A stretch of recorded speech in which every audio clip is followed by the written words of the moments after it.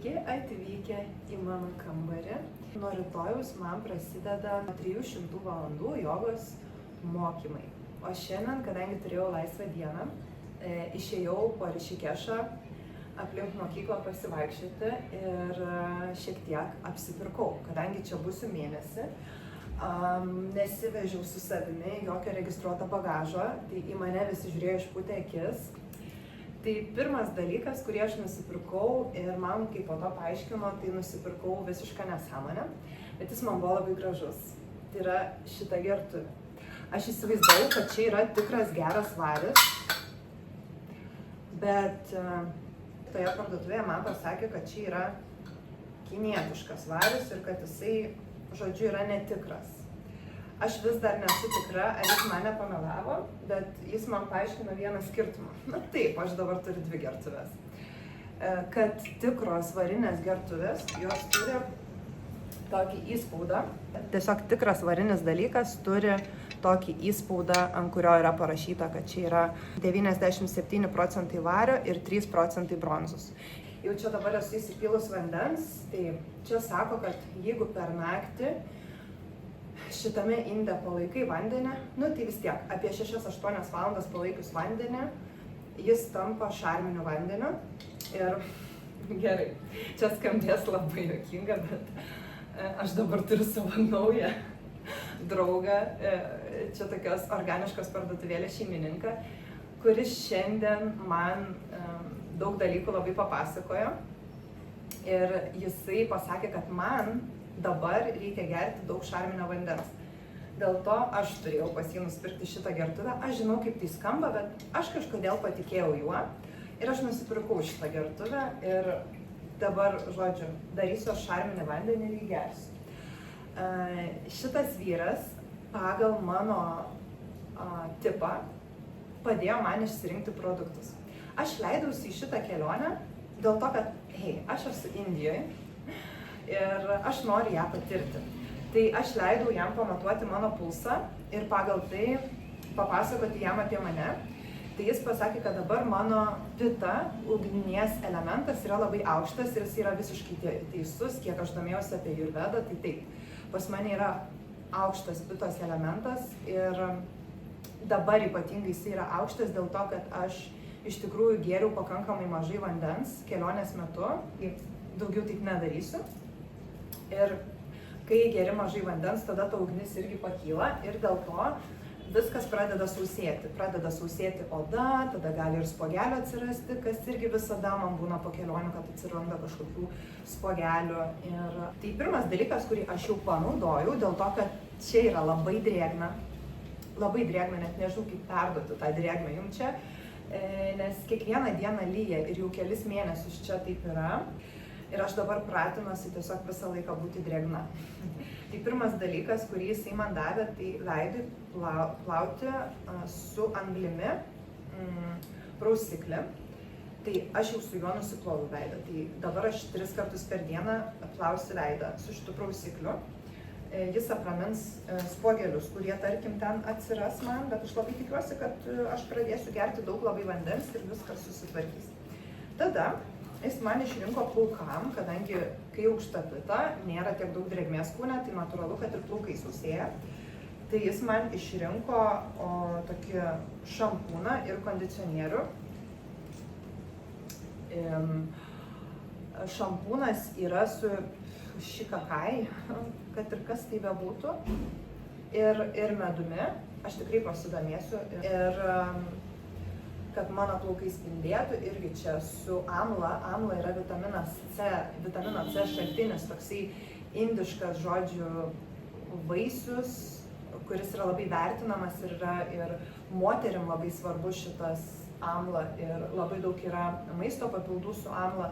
Tai vat mano kondicionierius yra su amla ir rytą, aš nežinau dabar kas yra rytą, neapsimesiu, kad žinau, tiesiog labai girdėtas pavadinimas, bet nepasakysiu. Bet įdomiausia dalis juk yra kainos. Tai pavyzdžiui, prausiklis kainavo 200 rupijų, kas yra nepilni 2 eurai.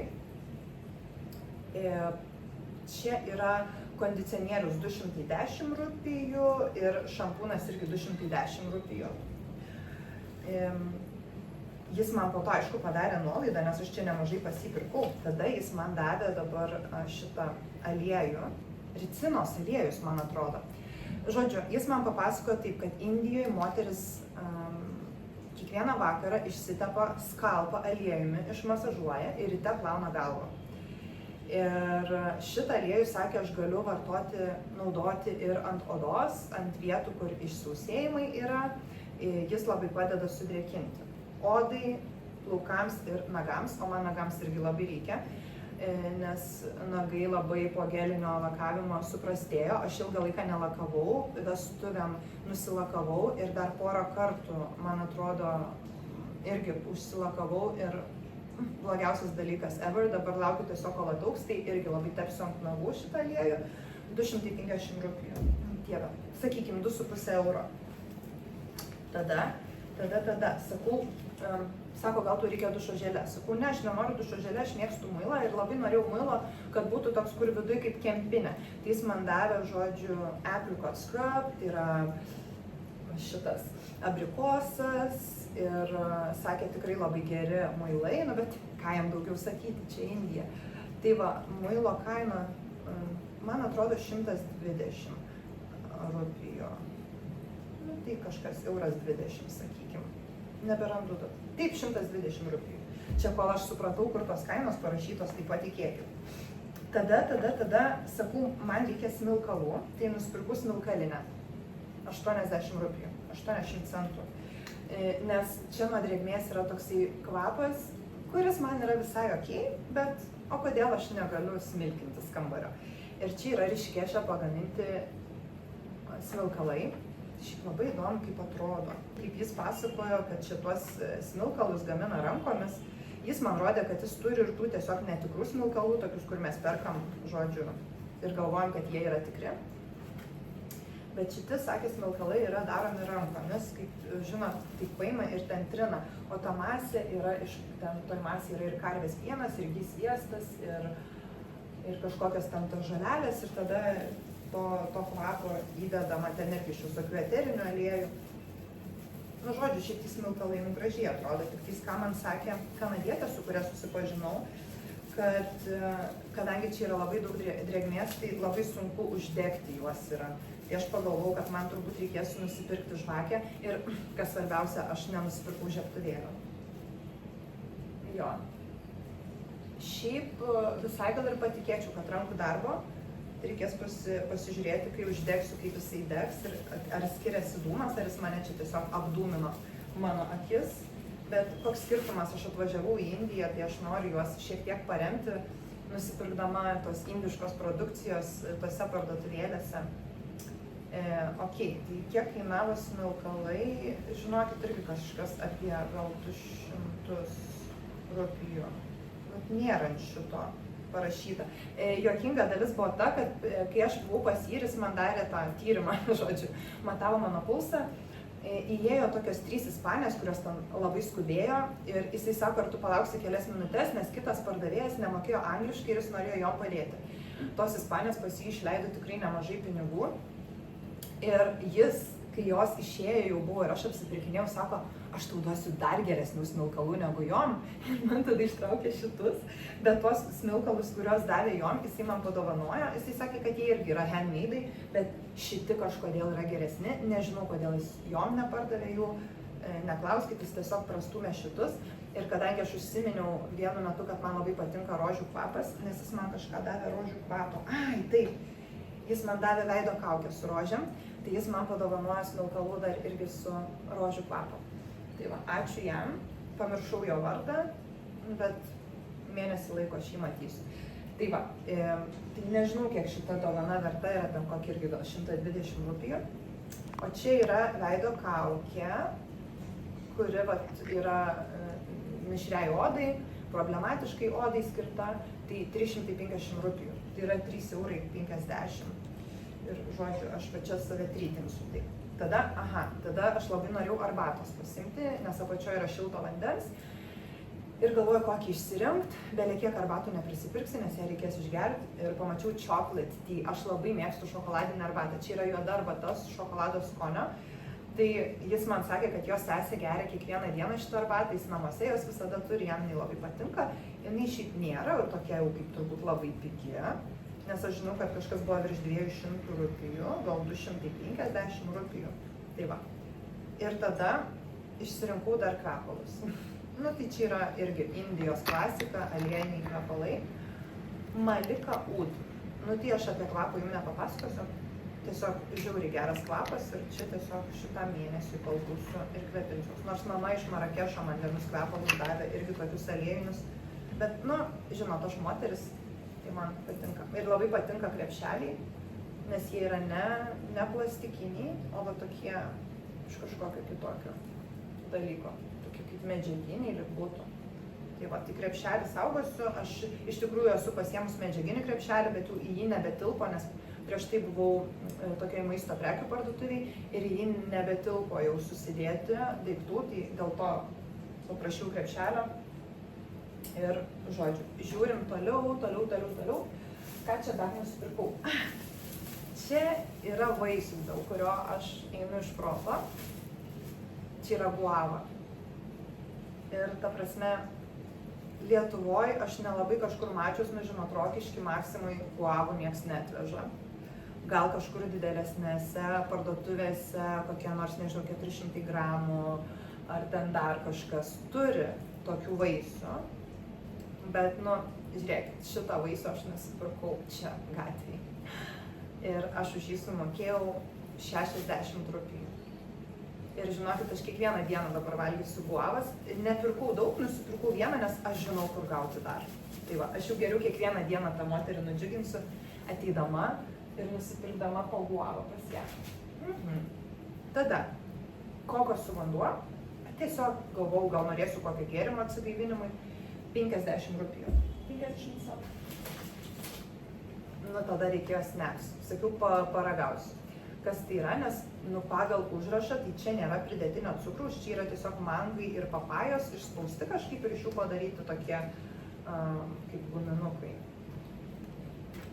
Dabar vieną. Sužinokim, ar verta buvo. Kainavo 175 rupijos, sakykime, euras 75 centų. Jis toksai kaip želė.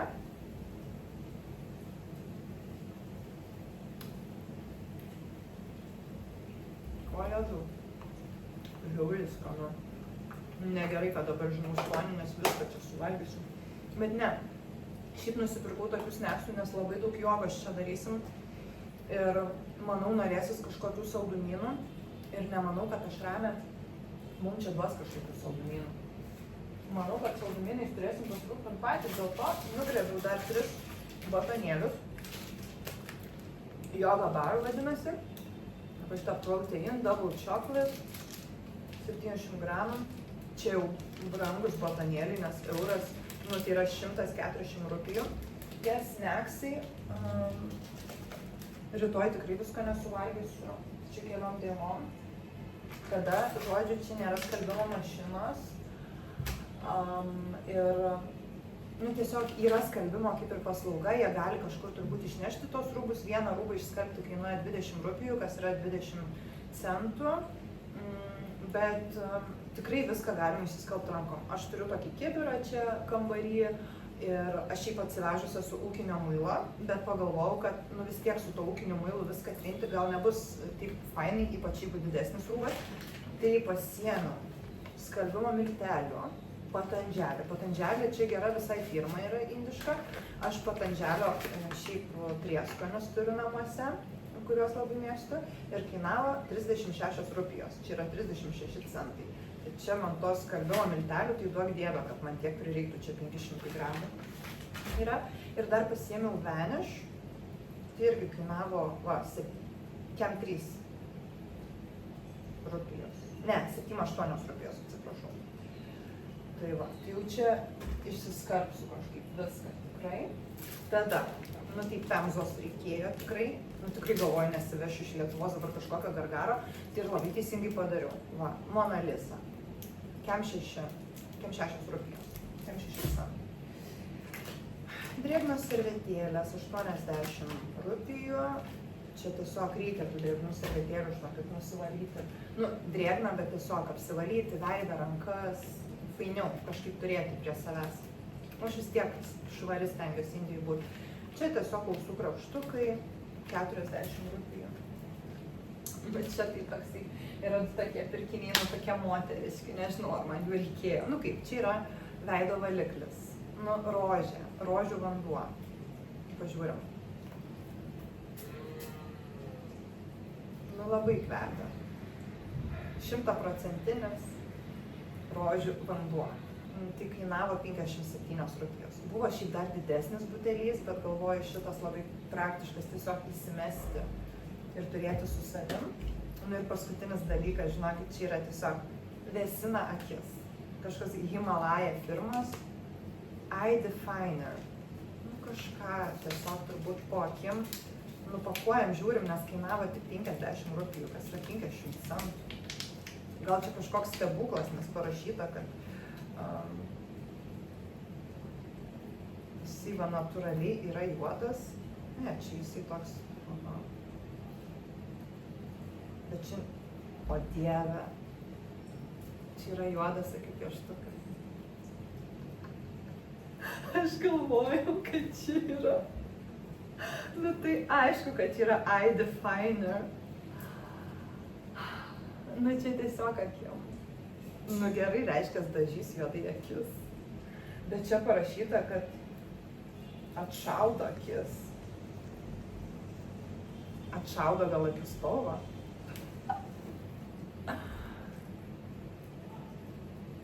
Bet tikrai labai lengvai tepasi.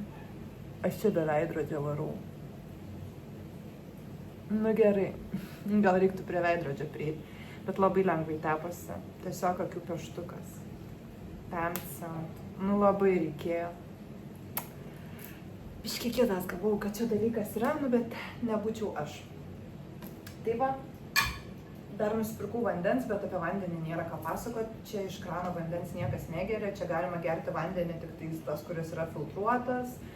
Tai čia yra mokykloje, mums kaip ir duoda, bet man visai fainai turėti butelį su savim prie lovos, bet dabar, kadangi turiu super gertuvės,